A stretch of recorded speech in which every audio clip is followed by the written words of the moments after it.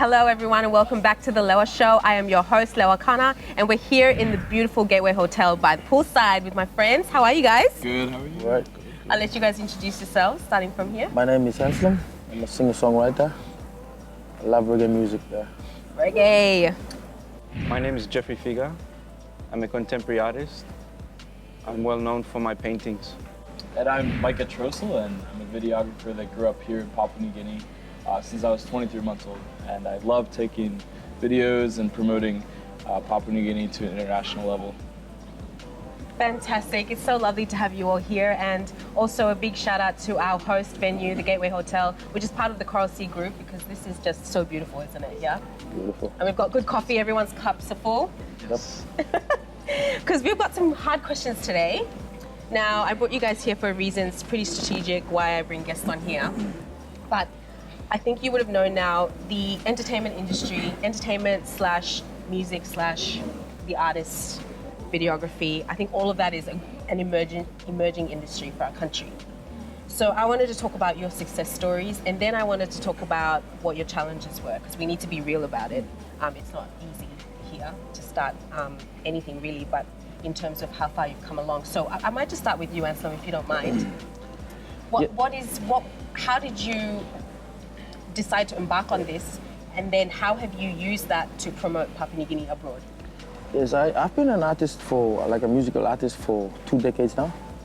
And I've been recording like since 1998, doing local stuff, and just realized that I wasn't making that much money here in Papua New Guinea, so I just decided to go over to New Caledonia. So I secured an agreement with Mangrove Studios, and I released three albums with Mangrove in Numea, and I could see that I was earning at least, some money to at least survive on, yeah, and build a house, get some vehicles. But then the experience in Mangrove made me realize that, wow, look, I could make this a big career. So I just decided on embarking on the African journey. So The African market? The African market. So my plan is, if I'm big in Africa, 1.2 billion people, Lucky was big, reggae music is big down there, yeah? And if I'm big and if I can get that market, that's all I need, So, but with coming to promote Papua New Guinea, it's a story. My story is a Papua New Guinea story. So whatever I do, the more popular I become, people want to know me, and they will Google me, and they will find out that I'm from Papua New Guinea. And they will get to know more about PNG by getting to know me and my success globally. So it's so exciting. It's hard work. It's not easy. But I'm looking forward for every challenge, and my life is all about reggae music. Making reggae music. Yes. Now, Jeffrey, you can relate to this. You've been an artist in your own right for quite a while now. What has been your experience? Well, I started painting back in 2003 full-time, and I always had a dream that one day, I'd be performing in New York City. I'd be traveling the world because of my art. I spent 3 years in my wife's village in Buka, and I always say that's where I attained my degree in art, because it really taught me a lot about spending time on the land, developing a relationship with the land, giving it the respect, and giving back to the people. My journey was very fortunate. When I moved back to Port Moresby in 2008, I slaved away in my room for a year, just painting and reminiscing of the communal living in Buka. And someone saw a bit of potential in what I was doing, and suggested that I apply for an artist residency in Auckland, New Zealand. Oh. Fortunately, I was able to be granted that residency for 6 weeks, and it really taught me something about the way that the world outside perceived the role of the artist, and really broadened my horizons, and when I returned to Papua New Guinea, I could see my place in the society, or in the modern society, and where it was going. And big questions are posed, and I find them today. And those questions are like, what are the contemporary artists doing? Are they, alpinium culture is something that someone today posted on social media. Alpinium culture is actually the truth of what the contemporary artist role is. Because the contemporary artist is faced with the dilemma of bridging the gap between the cultural and the modern cultures that are coming in, and finding a way in which we can successfully communicate our integrity where we come from. Yeah, thank you. That's amazing. Now this is like a little bit of a flip, because you and I are in, I would say, the same kind of industry. Our industries merge. Your story is a bit different because you're originally not from Papua New Guinea, right? But you found a love for this country. Tell us about that. Yeah, so I actually came here for the first time when I was 23 months old. And so Papua New Guinea was kind of like home, and then America was kind of like home, but there was never really that home. Right. And so my parents moved us here permanently when I was in 5th grade. And I started to connect here better than I had ever connected back in the States. And so as I grew up, there was some challenges, but there was a point when I was going through some of my own things, and I was like, I'm gonna express it through art, kind of how you said. And so I got an iPhone, and then I started taking photos and posting them on social media, and people were really interested, like, wow, photos are really cool. And there wasn't a lot of people doing it at the time, so it was still pretty new. But then I started expanding into videography, and then I saw how the need for not only preserving culture, but showing the world that Papua New Guinea is not only this dangerous place that the media portrays it as, or this, the cannibalism and all this ridiculousness that, the international media says about Papua New Guinea. And so I was like, you know what, I'm gonna work hard to help change this and start some things where people can all get engaged and just feel like they can help contribute to painting a better picture of Papua New Guinea to the international media. So that's quite a powerful statement, because my next question, which we'll have to ask in the next segment, is what is the message you're trying to bring across through your work? Just think about that, and we'll be right back. You're watching The Lewa Show. Don't forget to follow us on Facebook, YouTube, and Instagram, and we'll be right back after this for more with our guests here today.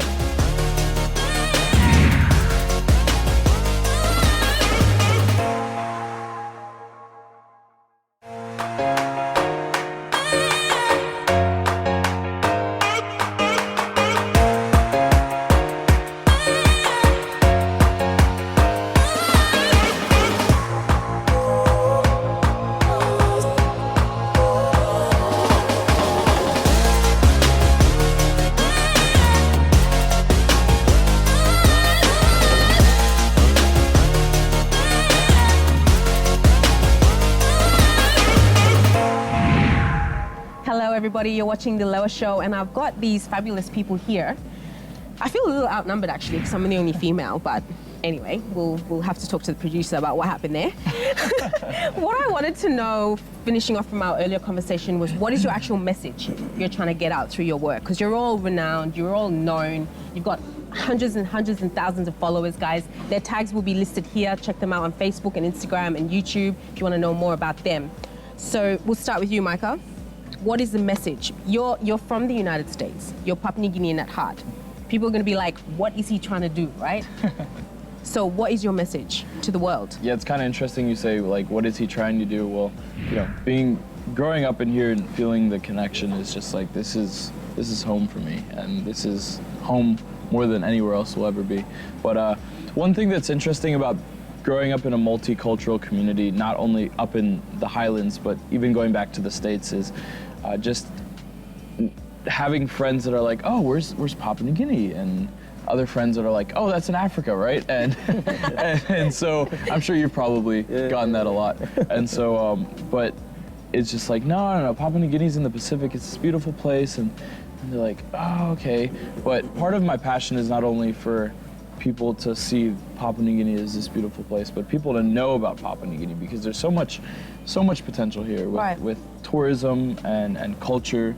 Like you, for example, as an artist, Jeffrey. Sorry, as a contemporary artist. Right. And being able to showcase just art and the culture through that.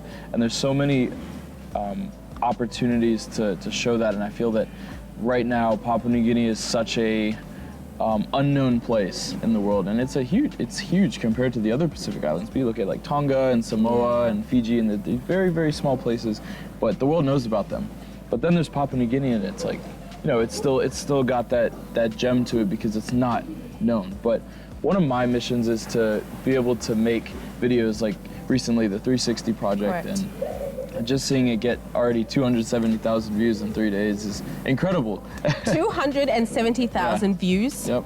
So where can they find that? Facebook. Right now it's just on Facebook, but it'll be on Instagram soon. So we'll sorry, not Instagram, we'll YouTube. insert it here if you want to watch the video. Yeah, but we worked on this project with Papua New Guinea Tourism Promotion Authority, and you know, they saw the vision and they understood, like, you know what, there are ways to utilize social media to show to the world. And so that's really what my big mission right now is, showing the world Papua New Guinea in the most beautiful light.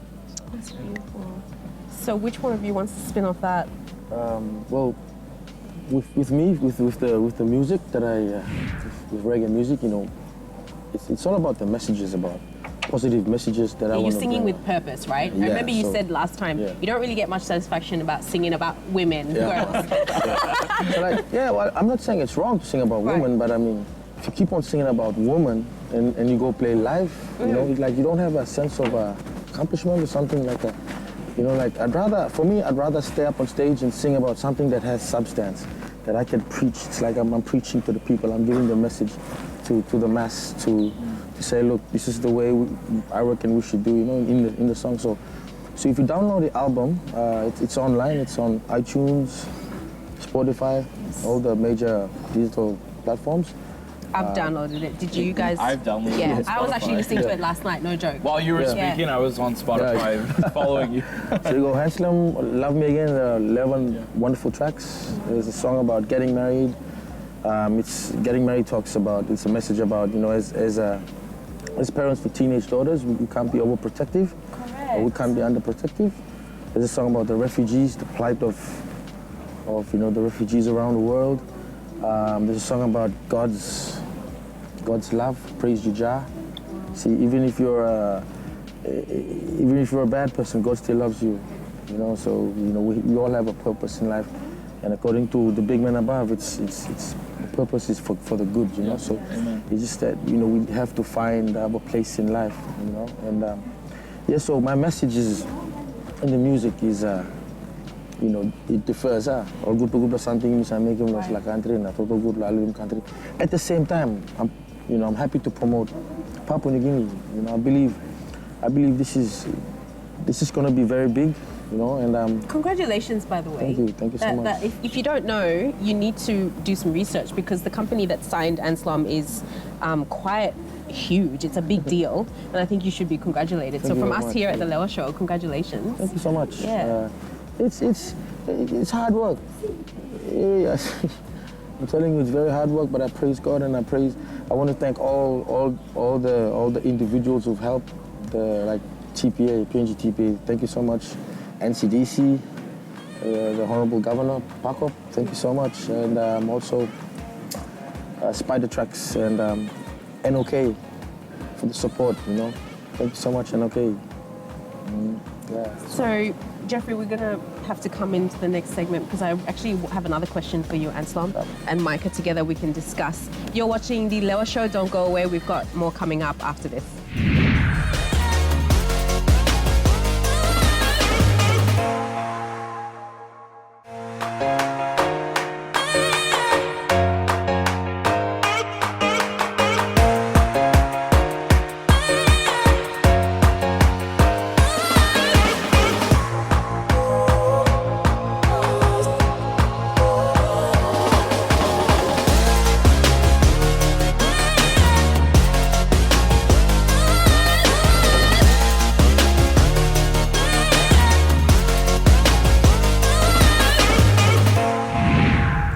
You're watching The Lewa Show, and we are live on location at the Gateway Hotel, which is part of the Coral Sea Group. So thank you so much for your venue today. I hope your coffees are still full, guys. Yep. You're not falling asleep on me, Micah? Well, I have water in mine, so it's almost there. Jeffrey, what has been your message in terms of your work, and what are you trying to say, really, through your artists? Because some of your paintings, have you guys seen his work? Yeah. Yeah. I just want to know, what is your message in there? Is it inspirational, or is it close to your heart, or is it about the country? What is it exactly? I think Anslom touched on a cornerstone for all artists. It's the journey to discover who you are, and using the medium of love, so expressing yourself genuinely, so that you transcend cultural boundaries, because it's a common language. Yeah. So I think through art, but also like coming from this perspective, coming from Papua New Guinea, I think that's the greatest asset that we have, the greatest wealth that we have. I have to, for me to really convey that message, I have to put it into context.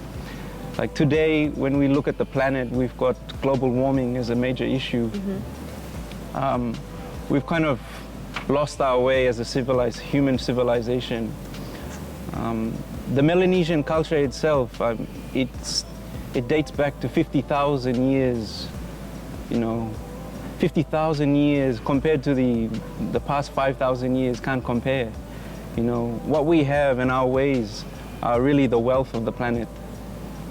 And when we begin to realize that and acknowledge that, we'll be able to really add value to what we can give others. Yes, thank you. That's really powerful.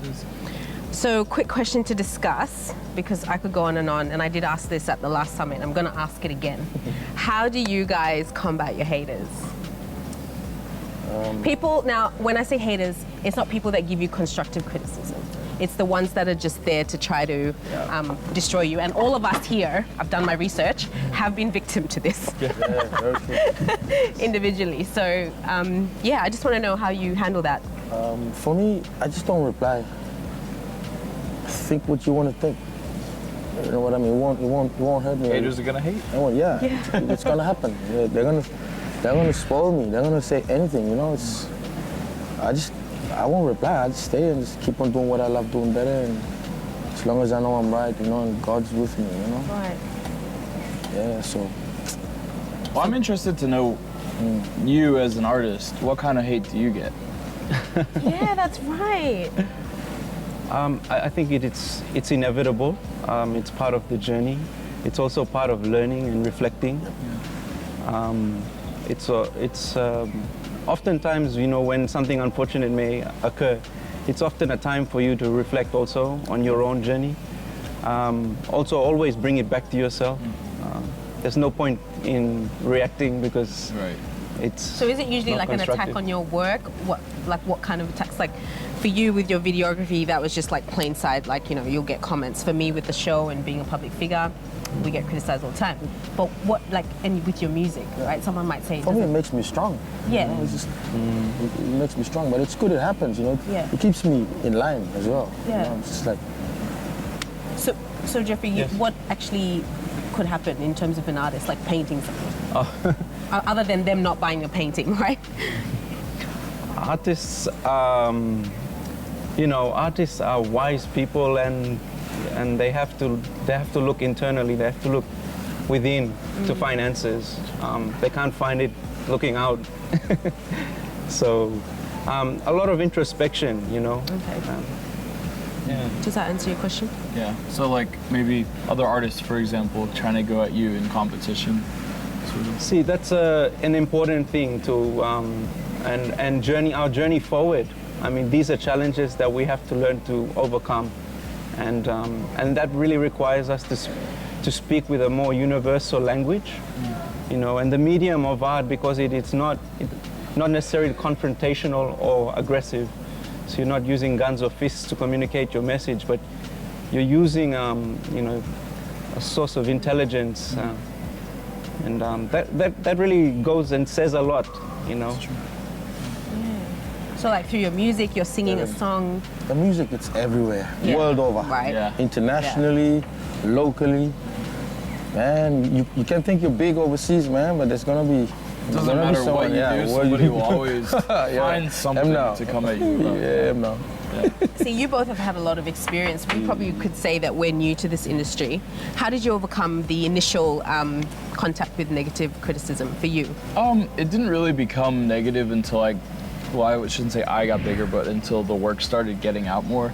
And it's not personal because I don't really market myself personally, but it's a lot toward the work. And so doing a lot of Christian-based things with missions and stuff like that, people are like, no, there's no need to do that, and yada, yada, yada. But like recently it's been just more, I think, people on social media just really, people always find a way to attack you.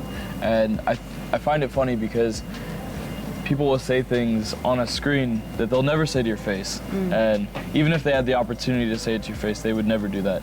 And so I always think about it like, it doesn't really matter what they say. And then sometimes, like you said, you grow from it. And like if somebody says something about your video that they don't like, or they're just coming at you about, maybe consider it. Like maybe, you know what, maybe I could improve on that. Or maybe, you just take it as a learning experience, because at the end of the day, they don't have control over you or power over you. It's, Well, all of you in your own right have so many followers. I just want to say it's been an absolute privilege to have the three of you here on the panel. And I'm going to open up the floor, because if you have a question for these individuals, or if you just aspire to be like them and you love their work like I do, you can reach out to them. They'll have their personal tags here. But I'll let you say your final words to our viewers. We have quite a few viewers across the world in our short space here online. And we plan to grow bigger. So online is timeless. So please share your message with everyone, with all the viewers before we leave. Yes, please go online, type Anslom, Love Me Again. The 11 tracks, please buy them online. Help me become a millionaire. You gotta say that yeah man thing. Yeah, man. yeah, man. I love it. Jeffrey? Yeah, I'd like to say, it's I can never stop saying thank you. And this is words of wisdom that someone once told me, never stop saying thank you for what you have. Maybe it may be great or maybe small. As long as you're grateful for it, you'll be blessed. Yeah, that's true. Yeah, and for me, you can follow the videos at Trostle Films on Facebook. That's just my surname, and YouTube as well. But I really want to see just this community of people that are like-minded, like us, that really want to see specifically Papua New Guinea grow on an international level, and to just inspire for me, being 20 years old, other young individuals to rise up and do their own thing. So yeah, if you want to reach out on social media, I'm happy to answer any questions. So yeah. Thank you so much, guys, for being on the show. Their tags are here. Please reach out to them if you have any questions. Find out when Anslom's going on tour, where Jeffrey's art pieces are now, and where you can buy them, and watch 360, Visit PNG? Visit Papua New Guinea's Visit Papua New Guinea's Facebook page. Yep. You're watching The Lewa Show. Thank you for joining us, and we will see you on another edition of The Lewa Show.